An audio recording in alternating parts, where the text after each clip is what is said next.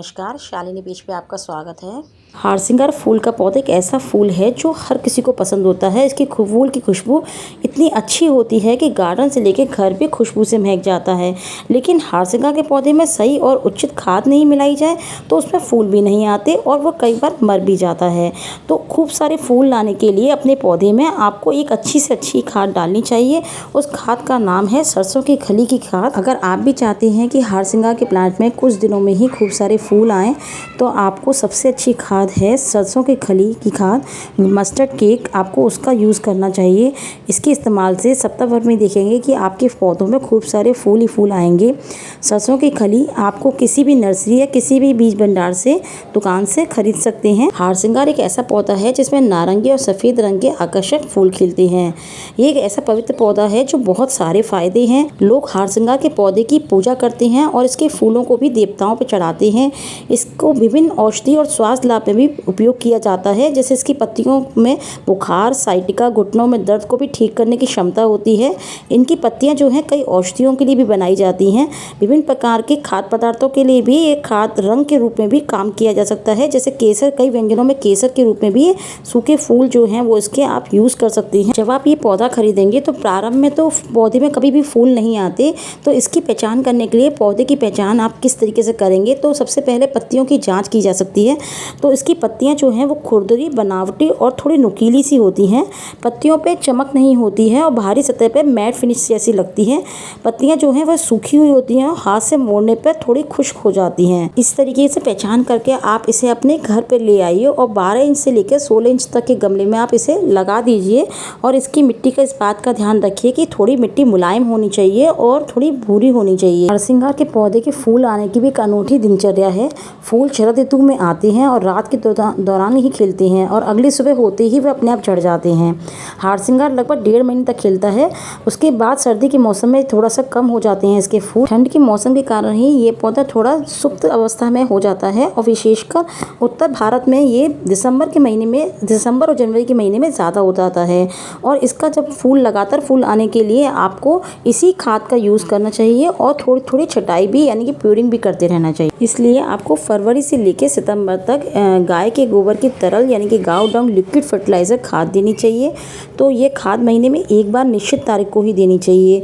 और अक्टूबर से लेकर जनवरी तक आपको 4 महीने के लिए सरसों की खली की तरल खाद जो होती है वो देनी चाहिए।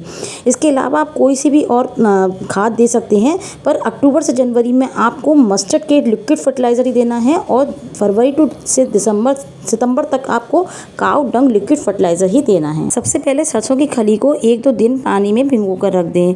2 दिन बाद सरसों की खली का पानी जो है निकाल कर उसको अच्छे से मैश कर लें और 1 दिन के लिए धूप में रख दें।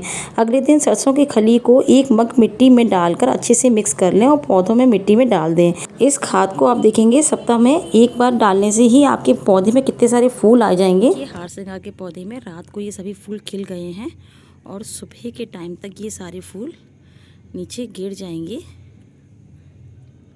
और इसके फूलों की सबसे अच्छी बात ये रहती है कि जब ये फूल ज़मीन में भी गिर जाते हैं तो भी आप उसे ठाकुर जी पे, भोलेनाथ पे और माता लक्ष्मी पे से चढ़ा सकते हैं, क्योंकि देवी जी को ये फूल बहुत ही प्रिय है।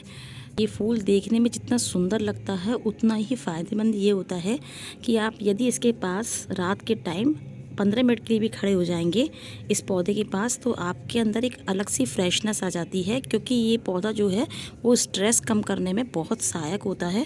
तो इसकी खुशबू बहुत पूरे बगीचे में आपके में फैल जाएगी। मुझे तो ये पौधा बहुत ही अच्छा लगता है, क्योंकि रात के टाइम पे मैं चाहे 10 मिनट के लिए इसके पास भी आ जाती हूँ तो मेरा बहुत सारा स्ट्रेस कम हो जाता है।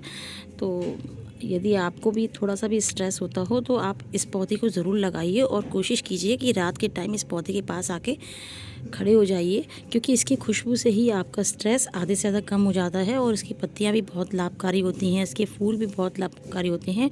इसलिए हर घर में इस पौधे को ज़रूर लगाना चाहिए। यदि आपको सरसों के खल की खाद नहीं मिलती है तो आप इस तरीके से पीली सरसों ले लीजिए। ये पीली सरसों बाज़ार में आराम से मिल जाएगी। को मिक्सर में इस तरीके से महीन पीस लीजिए और 2 चम्मच आप ऐसे भी डाल सकते हैं, या 1 लीटर पानी में 2 चम्मच खाद को मिलाकर अच्छे से आधे घंटे के लिए भीग जाएं। उसके बाद आप इसको पौधे में डाल सकते हैं। पौधे में ये पानी डाल दीजिए और 15 दिन पीछे दिखेंगे कि आपके पौधे में भी कितने सारे फूल आ चुके हैं। तो ये आप प्रोसेस जो है वो महीने में एक बार ज़रूर कीजिए कि आपके पौधे में भी खूब सारे फूल आएँ। तो उसके लिए आपको इस खाद का यूज़ करना है। ये है सरसों की खल। सरसों के खल को मैंने अच्छी तरह से कूट के पीस लिया है। खाद को मैंने इस पानी में भिगो दिया है और भिगोने के बाद वो मैं इस गमले में डाल दूंगी। ये सरसों के खल का जो वेस्टेज निकलता है वो खाद है। इसको मैंने पानी में भिगो दिया था, ये आधे घंटे बीत चुकी है।